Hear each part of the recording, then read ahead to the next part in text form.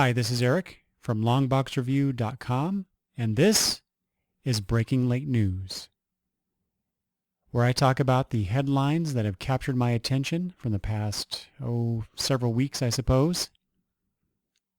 First up, unfortunately, is a very sad bit of news. I'm sure everyone is aware of the attack on the Charlie Hebdo magazine in Paris, France. You've probably seen the hashtag Je suis Charlie all over Twitter. I'm not going to go into the details of it. You can easily Google it and find out all the details about this horrific act. What bothered me about this situation was how unsecure I felt. And I certainly don't mean to compare what I do on this podcast or at the blog with anything that the satirists at the magazine do. But at the same time, any crazy person out there with a gun and intent could decide one day that they didn't like what I said and track me down and try to kill me. Or, anybody that puts themselves out there publicly in whatever fashion that is. And it really bothers me that there are people out there like that. But you never know what might set someone off. And this was compounded for me personally just a few days later after the attack in France. Because in my sleepy little hamlet, there was a triple homicide. This was just, at the time of this recording, this is 2 days ago, where I'm at home. I'm actually researching the headlines that I wanted to talk about. And then I see a tweet from the local newspaper announcing this shooting. And as time went on during the day, we got more and more details. And basically it was some guy who, for some reason, and we don't have the details yet, it's only been 2 days, just went, apparently, in my mind, he just went crazy. And he killed his mother, allegedly killed his adoptive mother, some other guy who managed some apartments here in town, and he also shot a kid who was in the office at the same time as this guy, and then went and killed the manager of our local Arby's restaurant. And we don't know why he went off like this. The guy is caught, but it's just this senselessness, this fear. My wife and my daughter both separately talked to me about this, and they both said this, that they felt they were afraid and they didn't feel secure in their own town. The attack at the Arby's restaurant actually happened in the afternoon after the lunch rush. Fortunately, one could assume that had it been earlier in the day, then maybe more people might have gotten hurt. And then the next day, on Sunday, my wife and I were out grocery shopping, doing those mundane things that you do even after a tragedy like that occurs in your area. And I think we both just felt uneasy. So that situation just compounded what I was feeling about the Charlie Hebdo situation. I don't know. I'm not sure what else to say about it, other than, like I said, it was a senseless act, despicable act. And I started wondering, should I be censoring myself to some degree? And then I think, well, no, we shouldn't be censoring ourselves just because of the threat of violence, because then the terrorists win, right? But at the same time, I don't know, it's a hard question to ponder. I mean, it's really easy for me, really, in my safe little basement recording studio, but I don't know. I guess I'm just wrestling with this, and I just wanted to talk it out a little bit. It's just sad. But let's talk about things that are not so sad, at least in our world of comic books and things related to comic books. I'm sure you've heard by now that the Daredevil Netflix series got a debut date, and that is April 10th, 2015. And based on what I've read, they're going to release all the episodes on that day. So that's about a month before the Avengers Age of Ultron movie opens up. So you get that nice little attention, I guess. Unfortunately, I recently read that the Jessica Jones, the AKA Jessica Jones series may be pushed back. I thought that it was supposed to come out in 2015, sometime during 2015, but apparently Netflix's Ted Sarandos, I don't know how he says that, how his last name is pronounced. Anyway, it may not come out this year. He talked about how what they plan to do with the 5 Marvel shows is that they would come out roughly a year apart. So the quote is here, I'm looking at Newsarama, that could be the next series could come as early as 8 months, and others could be 15 months apart. So roughly a year. So we may not get to see Jessica Jones, that Netflix series, as soon as we thought, which is unfortunate, because that's really the one that I'm looking forward to seeing the most, I think, out of all of them. My love of Daredevil notwithstanding. So hopefully we'll get to see that sooner rather than later. In other news, IDW acquires Top Shelf. So Top Shelf Productions will become an imprint of IDW. I find that really interesting because IDW was not a publisher that I really paid much attention to until recently. To me, IDW was the company that got all of the licensed properties, and I don't typically buy a lot of that stuff. Although when they announced their Star Trek comic, which tied into the J.J. Abrams reboot universe, I decided to give it a try, and I've really enjoyed it. It's been a pretty good comic from the get-go and has maintained sufficient quality in story, if not in art.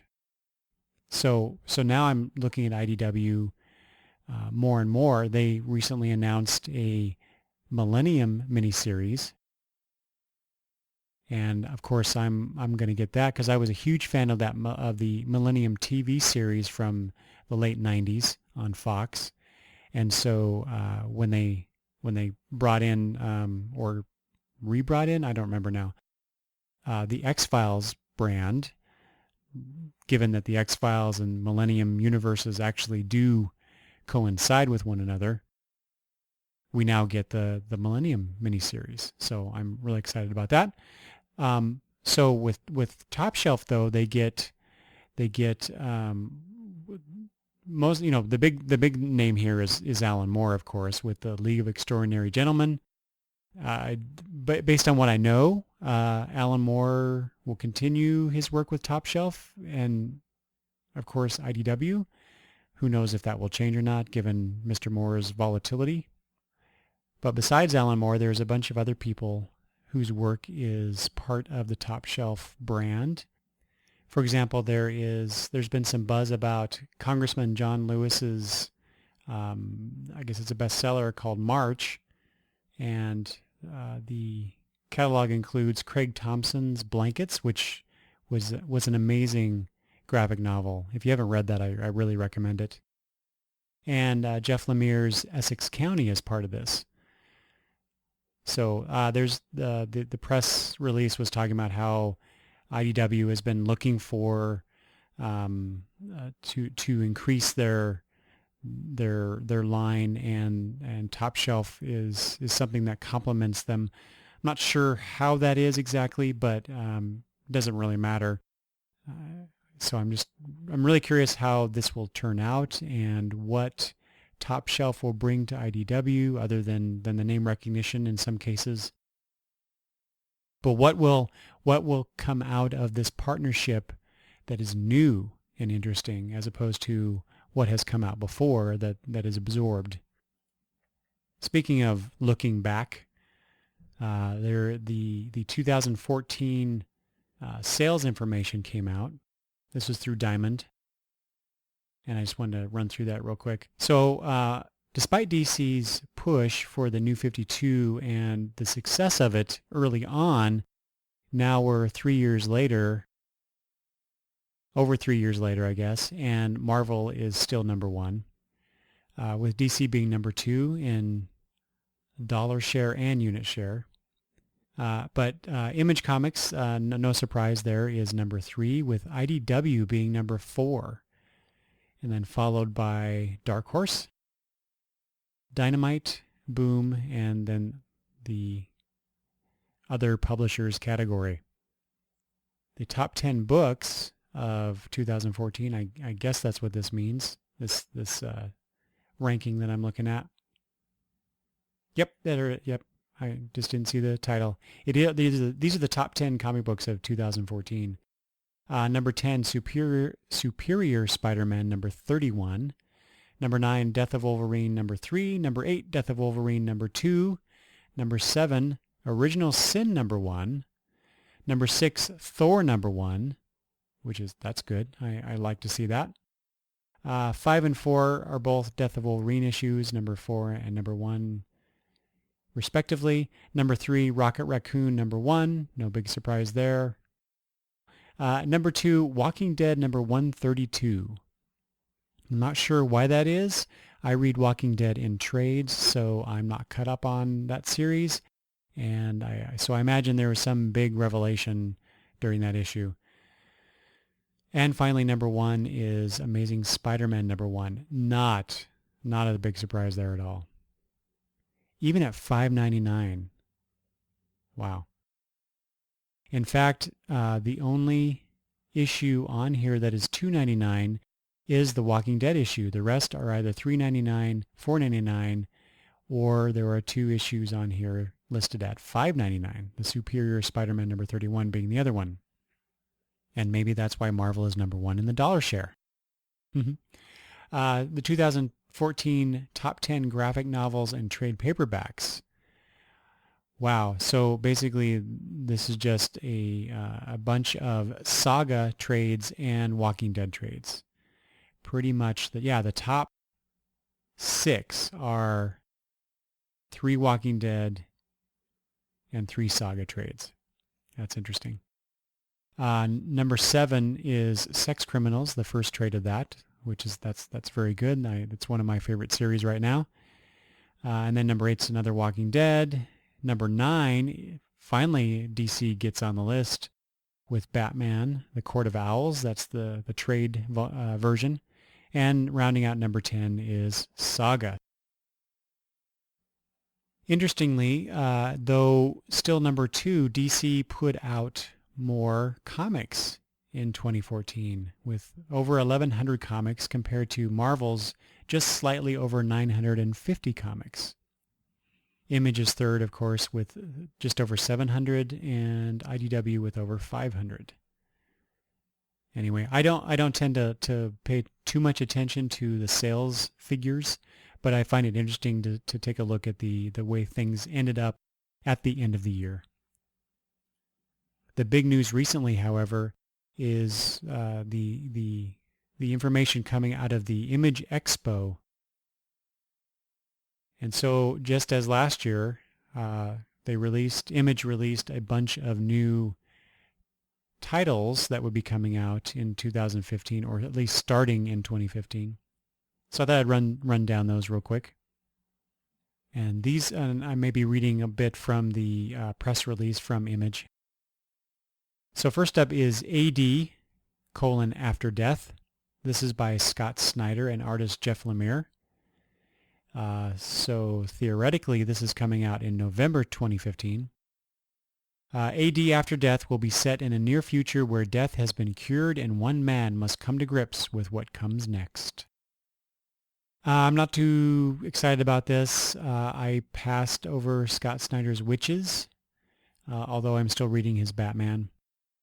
And Jeff Lemire as an artist is just not something that entices me at all. I'm just not a big fan of his style, that's all. So we'll see. I'll probably wait and see what the buzz is, and maybe I'll pick up the trade on that. Next is Black Road, which is Brian Wood's return to the Viking genre since his series Northlanders came to an end. This is with Gary Brown on art and Lauren Affey doing colors. So this is set in the Viking Age Norway. Follows a character named Magnus the Black, a fixer for the Christian church who loses a Roman official to bandits on the infamous Black Road. Heading north to fix the problem and complete his contract, he uncovers a secret, something so big it threatens to change the balance of power in all of Europe. But with one foot in the world of the pagans and the other in that of the church, who can trust where his loyalties lie? So if you are a fan of Brian Wood's Northlanders, this might be a way to get your Viking fix. Actually, that does sound kind of interesting, although I'd never read Northlanders, but sometimes co-host Travis did, and he was a big fan of that series. The premise of this sounds pretty good. I'll have to take a look at the preview images because I'm not familiar with Gary Brown's work. Oh wait, so Gary Brown worked on The Massive, which I did read the first arc of, and Iron Patriot, which I didn't. So not too bad, I guess. Anyway, I'll take a look at it. There's no time frame here listed. Third is I Hate Fairyland. This is by artist Scotty Young and Jean-Francois Boulot. Oh boy. Jean-Francois. We'll just go with that one. So they're going to introduce us to Gertrude, a snarky, slightly deranged 40-year-old with a battle axe who happens to be trapped in a Shirley Temple-esque body and confined to the technicolor fun world that is Fairyland. I Hate Fairyland is an all-new series full of morbid, dark humor and snark, perfect for fans of Invader Zim and Fight Club. Actually, that sounds kind of fun. Although if it's Scotty Young doing what we normally see Scotty Young doing, I don't know that I could read an entire series with that. I mean, yeah, the stuff he does is cute, the little pint-sized characters and whatnot, but it's cute in small doses. So again, I'll have to take a look at that and see if I'm really interested in it or not. But the premise sounds interesting. There are two titles here next, Island and 8 House. I think that's how, or maybe it's Infinite House. I'm not quite sure. It says 8 House. It says the number 8 and House together as the title. Anyway, Emma Rios announced these projects. Both are collaborations with Brandon Graham, and they are due out in 2015. June of 2015, we'll see Island, which is a 72-page monthly magazine. So I guess it's, kind of like, what was the one, Comic Creator? What was the one that Jimmy Palmiotti did? That was this kind of reminds me of that, just based on the description. There's this article I'm looking at, there's no other information about 8 House, so... Oh, here we go. Found a different article. 8 House, it was announced at last year's Image Expo, I guess. Let's see, this is a quote from Brandon Graham. You'll get 4 issues of one storyline, then 4 issues of another storyline by a different team. Oh, more about the Island magazine. So the subtitle is Comics Magazine for Comics, okay? Graham described it as heavy metal, but for less of a teenage boy audience. That's interesting. From Chip Zdarsky comes Kaptara, I believe. This is with illustrator Kagan MacLeod. The story of Kaptara follows Keith Kanga, a young bioengineer flung across the universe onto a strange planet filled with weird danger. And if he doesn't get home, then Earth, the place where you live, is doomed. So I wasn't too keen or too impressed with the first part of that description, but that tagline at the end that does pique my interest a little bit. Again, I'll have to check out the art and see what else comes out of this as far as information. Kieran Gillen has another series coming out along with David Lafuente, Jim Rossignol, and Ricardo Venancio, I believe. This is called The Ludocrats. This is a decade-in-the-making, opulent, fantastical comedy, said the writer. This is a book which has hyperbole as its baseline and considers the impossible as an aim only fitting for underachievers. It'll change your life, primarily by letting you own a comic called The Ludocrats, where Baron Otto von Subertan and Professor Hades 0K are the last defenders of a ludicrous aristocracy against the insipid forces of normalization. Blah. I say, I love Kieran Gillen's work on Wicked and Divine and what I've read of Phonogram, and the Young Avengers, of course, too. But when I read descriptions like that, I just go, what the hell is this about? This is just you using a bunch of words that really tell me nothing. Although I do like the names of the characters. So not really interested right now, but we'll see. Something I am interested in, just based on this preview image or preview cover image, I'm not sure what this is. This is Monstrous from writer Marjorie Liu.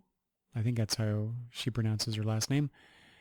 And Sana Takeda from Ms. Marvel. So this is this is an ongoing fantastic adventure set in an alternate 1900s Asia, where we are transported to the early 1900s, like I said, where immense leviathans roam the earth, wielding unimaginable powers that many have long desired to exploit. When a teenage girl with a mysterious past forms a tenuous psychic bond with the most dangerous of all the leviathans, she becomes the target of both human and otherworldly authorities who will stop at nothing to possess her, to control the lord of all the leviathans. What they don't count on is the courage of the girl herself and the fact that she is slowly becoming more than human. Anyway, so there you go. That's how you write a description of a new comic. You give us a little bit of what it's about. And then like I said, that preview image, the promo image, I guess that's a better way to put it, by Sana Takeda, looks really cool. Just the artwork, the colors, it's really impressive. So I'm already intrigued. And the promo image says summer 2015. Coming this spring, whatever spring means exactly, is No Mercy. This is by writer Alex DeCampi, along with Carla Speed McNeil and Jen Manley Lee. And the description reads, "It was just a trip before college, build schools in a Central American village, get to know some of the other freshmen. What could go wrong? After tragedy strikes, these once privileged American teens must find their way home in a cruel landscape that at best doesn't like them and at worst actively wants to kill them. No phones, no passports, no mercy." It's not my cup of tea, at least not from this description. I don't need a description here. We get one. It's a one-liner, but Paper Girls is the story of 4 12-year-old newspaper delivery girls who experience something extraordinary one day. And that's all we're told about this. But it doesn't matter because this is by Brian K. Vaughan and artist Cliff Chang. So, automatic buy. Kieran Gillen is busy doing, along with Jamie McKelvey, doing the next Phonogram story arc that explores Emily Astor's origins. Now, I've actually only read I want to say preview. That's not the right term. An excerpt, I'll say, a digital excerpt of one of the Phonogram stories from Comixology, and I really, really liked it. And all I've heard about this series is how good it really is. I do actually have a Phonogram trade on my bookshelf waiting to be read, and so I'm anxious to take a look at that. Let's see, the actual description of this new volume is Emily Astor's the hyper-acerbic cover queen whose one-liners are sharper than her fringe. She's been the one people love and love to quote. In this new chapter of the series, readers discover how she got that way and where it got her. She sold half her personality for power. This is what happens when that Faustian deal catches up with her and what that half her personality has been doing all these years. Of course, that means that, at least this is what I've heard, Jamie McKelvey will not be doing the art on some issues of The Wicked and the Divine. I know some people are not happy about that, but you get a new Phonogram. Next up, Plutona is from writer Jeff Lemire and artist Emmy Lennox, and colors Jordi Belair. To explore the nature of friendship and the line between good and evil in this series, Plutona follows the story of 5 suburban kids who make a shocking discovery while exploring the woods one day after school. The body of the world's greatest superhero, Polera, laying dead among the mud and grass. So this is a take on Stand By Me, I suppose, with a superhero bent. It'd be interesting to see Emmy Lennox do something other than what I am familiar with, which is just her collection called Emmytown. I'm wondering if it'll be like that style. I kind of assume it won't be, but something old is new again. Pretty Deadly from Kelly Sue DeConnick and Emma Rios will start its second story arc of the, as it says here, ethereal fantasy western story. In the second story arc of Pretty Deadly, the mantle of death has fallen to a little girl, Sissy, who, along with her tattered band of reapers, is tasked with gathering souls whose time has come or come and passed. An old woman has a dying request. Her son has been missing for more than a year, gone east, and from there to fight in the trenches overseas. She wants to see the boy one last time before she passes. And so death-faced Ginny is dispatched through clouds of mustard gas to find the young man, but between her and her quarry, atop bitter black mount of 20 hands, sits the Reaper of War himself. See, now that sounds really intriguing. And despite the fact that I heard that Pretty Deadly is pretty good, I haven't picked it up yet.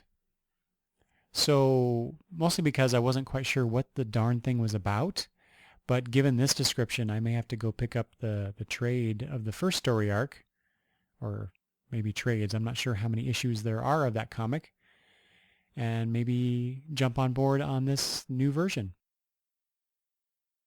Here's another one that I think I may just have to pick up just based on the person involved alone, and this is Revengeance from Darwin Cook.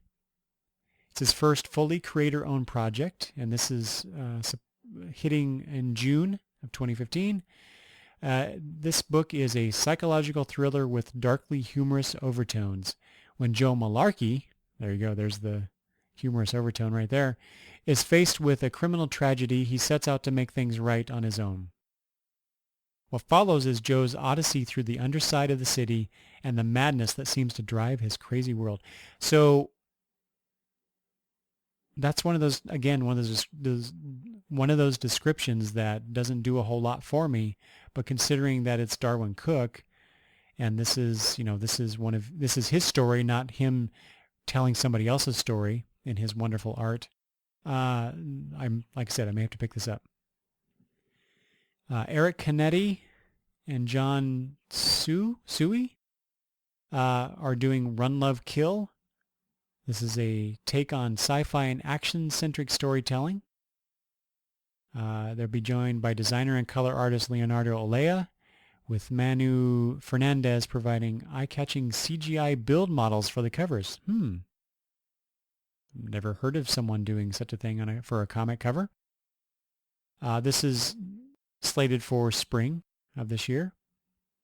The story follows a wanted woman in hiding named Rain Ashiro. The narrative style will prominently feature two very different but significantly connected moments throughout her life. The past, which will explore her history as an impressionable student, an abiding soldier, and a wanted fugitive. And the present, which will show her as she is now and how she copes with and runs away from the decisions made in her past. At its core, the story is an exploration of choices, both good and bad, and now how her choices have formed her into the person she has and will become. Set against a background of a futuristic world as only artist Kaneda can imagine, Rain has just 24 hours to escape a barricaded city while trying to evade a military force determined to either capture or kill her. I'm not too big on this the exploration of choices, both good and bad, and the past and the present. I mean, that's a story. To me, that's just storytelling. You use the past events of a character to inform how the character is now. I mean, that's just basic storytelling. So I don't know why they put such a big emphasis on that.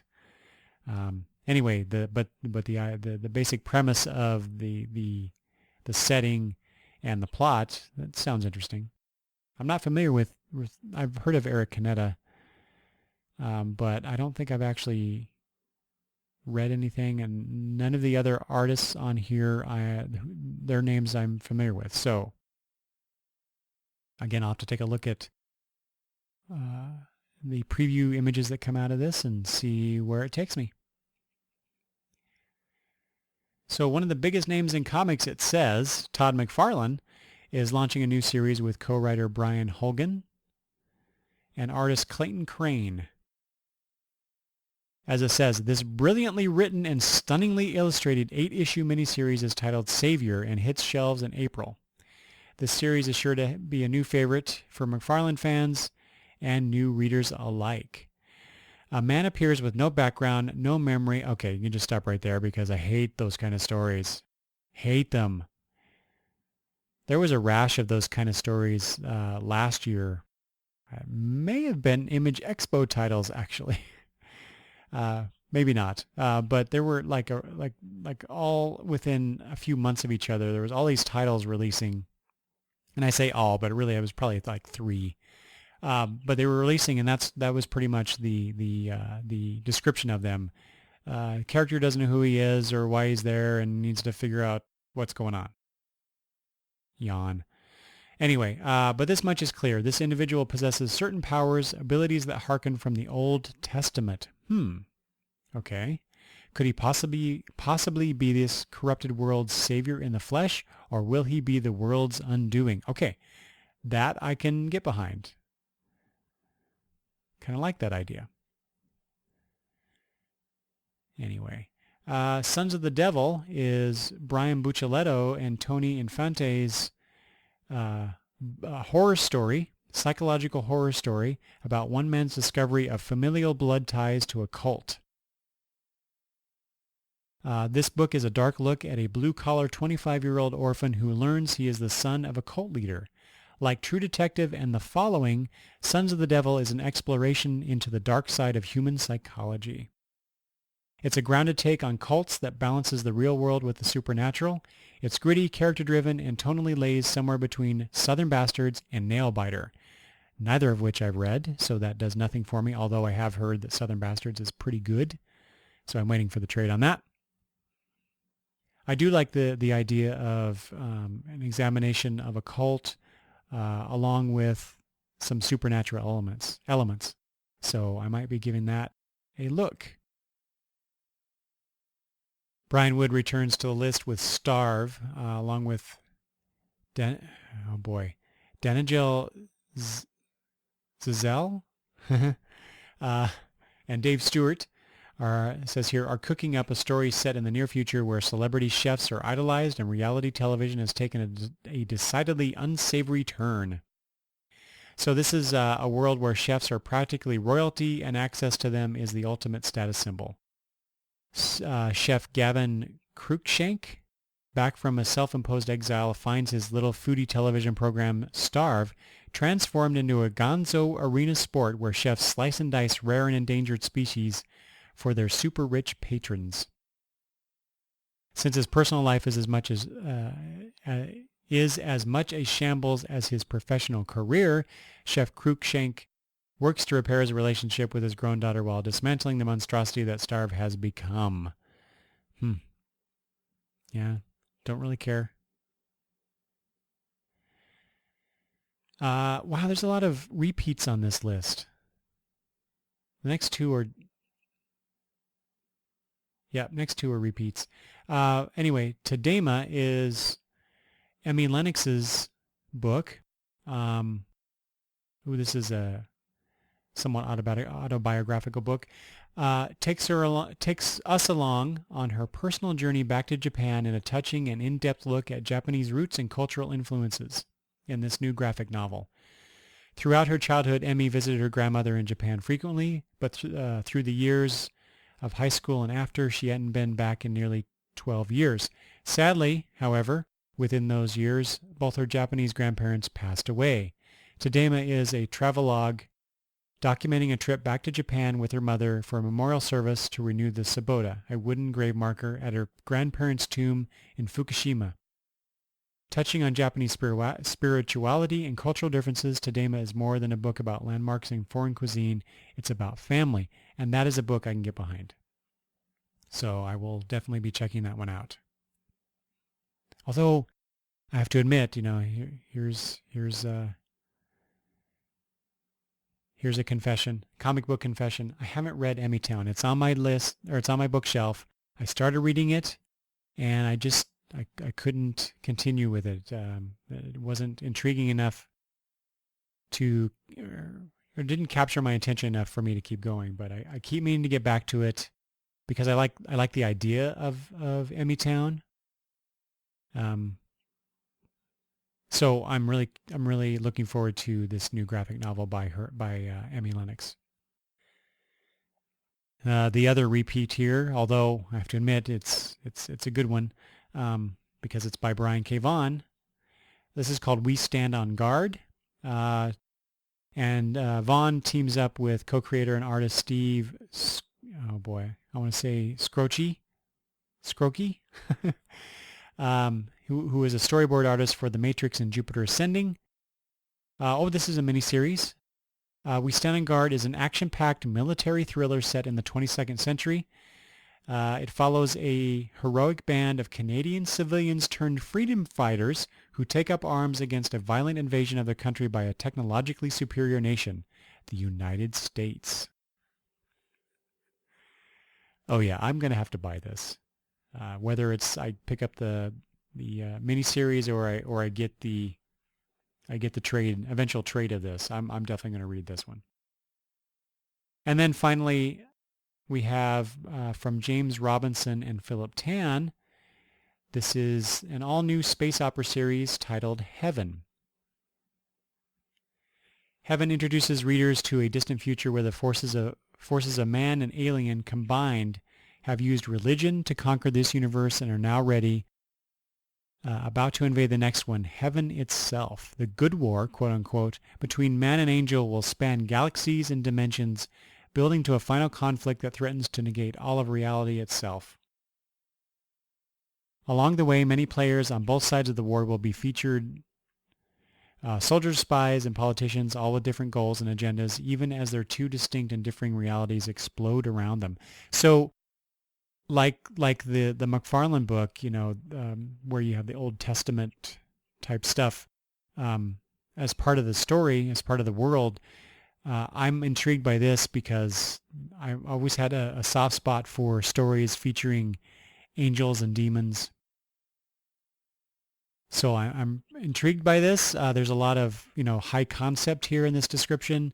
Unfortunately, high concept only gets you so far. You got to have the story grounded in something, in the characters especially. So there's got to be a touchstone there for us, the readers, to be able to go along in the ride. So we'll have, I guess I'll have to see, but intriguing nonetheless. Finally, I want to end the episode with a little bit of news about something I just happened to stumble upon. Not quite sure now where I found out about it. But this is a documentary called She Makes Comics. This is done by Sequart, which does, a magazine. Apparently have done several documentaries, including Grant Morrison Talking with Gods, The Image Revolution, several others. But this one is she makes comics. I almost said she talks comics. She makes comics, and as it says here on the sequart.org website, if you go to sequart.org/movies, and then you can find all of the various movies. But here we go. She Makes Comics traces the fascinating history of women in the comics industry. Despite popular assumptions about the comics world, women have been writing, drawing, and reading comics since the medium's beginnings in the late 19th century. And today, there are scores of women involved in comics and its vibrant fan culture. Featuring dozens of interviews with such vital figures as Ramona Fradon, Trina Robbins, Joyce Farmer, Karen Berger, Kelly Sue DeConnick, and Becky Cloonan, the documentary is the first film to bring together the most influential women of the comics world. So there's also a trailer that you can watch, which was really interesting. So have a listen to that. People are aware that there are women in comics, and there are more and more women in comics, but there have always been women in comics. There have been women in comics for decades. During the 1950s and 1960s, the readership of comics was split 55% female and 45% male. Our house was like a bedroom, and then the rest of the house was comics. The more superheroes took hold, the less anything else got any priority. So we sat down and we talked quite a bit about how we wanted to form a comic. Nobody had done women's bodies from a woman's point of view. The potential was there that comics could do anything. We decided to get even with men.